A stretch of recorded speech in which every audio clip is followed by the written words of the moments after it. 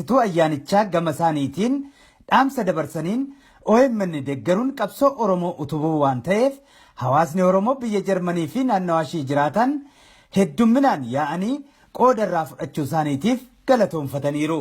Keessummaan kabajaa xiinxalaan siyaasaa fi daayirektariin OMN obbo Jawaar Mohammad sirna kabaja hundeeffama waggaa lammaffaa OMN kanarratti argamuun dhaamsa dabarsaniin gaaffii mirga abbaa biyyummaa Oromoo hanga mirkanaa'utti qabsoo uummanni keenya wareegama qaqqaalii itti kaffalaa jiru kana OMN daran cimsee kan utubu ta'uu eeruun uummanni keenya yeroon arra irratti walitti geenye kun wanni uummanni keenya bakka hundaa kanatti walitti dhuftaniif qabsoon Oromoo kan yeroo dheeraadhaaf godhamaa turte jabaattee uummanni keenya baatilee 3 dabre kanatti qabsoo waggaa 50 godhu san sadarkaa itti goolabuu irra ga'e irratti waan jiruuf yeroon irratti walitti dhufne kun yeroo akkaan murteessaadha.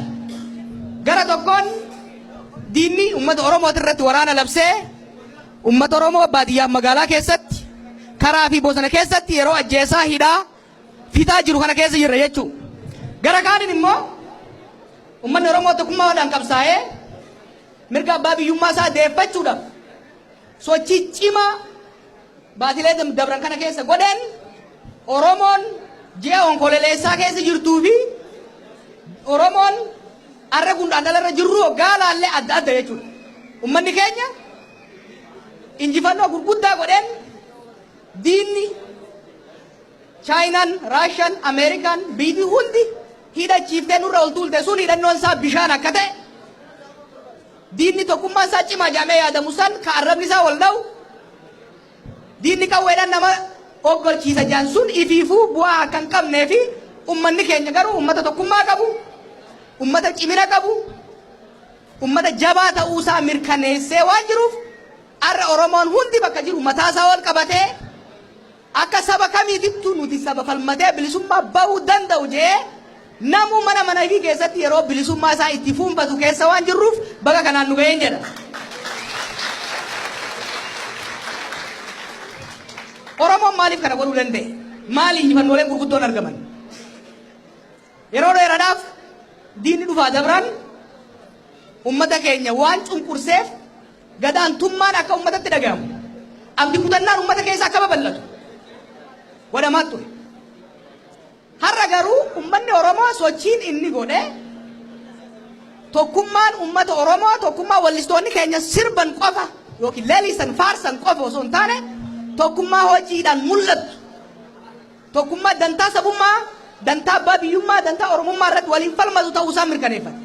San qofaa miti.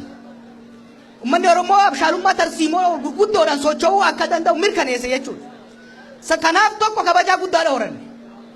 Gama lammataatiin yeroo dheeraadhaaf uummanni keenya keessattuu lubtas garaan paarree haasayaa turanii biyya alaa kanatti faranjiin dhugaa teenya akka nuu beeytu, imimmaan nama keenya akka beeytu, haqa keenya saamame akka nuu beekan yeroo dheeraa irra kadhatamaa ture. Injifannoo ciccimtuu uummanni keenya godhe.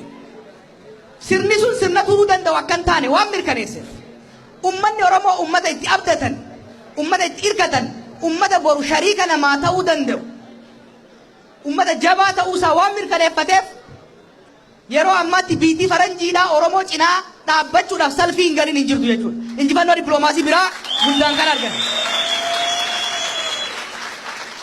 Gara fuulduraatis haalli kun cimeetti fuula qaba, uummanni keenya qabsoo isaa jabeessee itti fuula qaba. Hirmaattonni ayyaanichaas yaadanuuf kennaniin hojii hanga ammaatti OMN hojjetaa turetti akka boonan ibsaniiru. Hirmaattota kana keessaas Dr. Shuggut Galataa miseensi guumii sabaa ABO akkas jedhu. OMN egaa waggaa lammaffaa isaa kabajachuudhaaf jedha. Waggaa lamaan darban kana keessatti sagalee walaba ta'ee uummata Oromoo waliin qunnamsiisuu isaatti hedduu nama gammachiisa.